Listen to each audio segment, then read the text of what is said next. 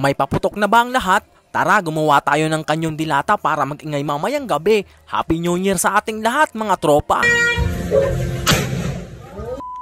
Kamusta mga padi, mga tropa? Ngayong araw pala ay gagawa tayo ng kanyong dilata para mag-ingay mamayang gabi. Kailangan kasi nating magpaputok at mag-ingay mamayang gabi para salubungin ang bagong taon. Napakasimple lang gumawa ng kanyong dilata, mga tropa. Kailangan mo lang ng mga lata ng sardinas at bote ng soft drinks. Dapat tropa, silyado ng bote ang lata ng sardinas para wala itong singaw. At nilagyan ko ito ng maraming tape para matibay. Kailangan tropa sa paggawa ng kanyong dilata ay pasiguro para hindi ito basta-basta sasabog. Dito sa aming lugar, ito yung usong-usong paputok. Kahit nga bata ay kaya itong gawin. Napakasimple lang naman kasing gawin ito, pero kailangan pa rin ng patnubay ng matatanda. Sa inyo ba mga tropa, ganito din ba ang ginagawa ninyo? O kasing laki ng drum ang sa inyo? Yahala! Sa parting ito ay binutasan ko muna itong takip ng soft drinks para ilagay itong kuryente ng lighter. Ito na yung magsisindi sa ating paputok. Kailangan din pala natin dito ng thinner, mga tropa, at syempre yung pang-spray natin. Ito na, ready na ang ating kanyong dilata. Nagsali na ako dito ng thinner sa pang-spray para matesting na natin kung gaano ito kalakas. 3 o 4 lang na spray ay pwede na yan, tropa. Kailangan tropa, kalugin mo muna ito bago mo pindutin.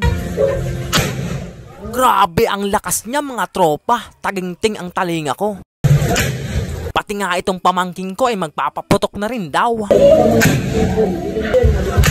Kung magpapaputok ka nito, tropa, ay wag mong itatapat sa tapat ng bahay ng kapitbahay mo. Baka pati ang uso natin ay pumutok. Happy New Year sa ating lahat, mga tropa. Sabay-sabay nating salubungin ang bagong taon. Huwag pala nating kalimutang tumalon ng 3 beses at magbitor ng mga barya sa ating bahay. Maraming salamat pala sa ating mga followers at patuloy na sumusubaybay sa ating mga video.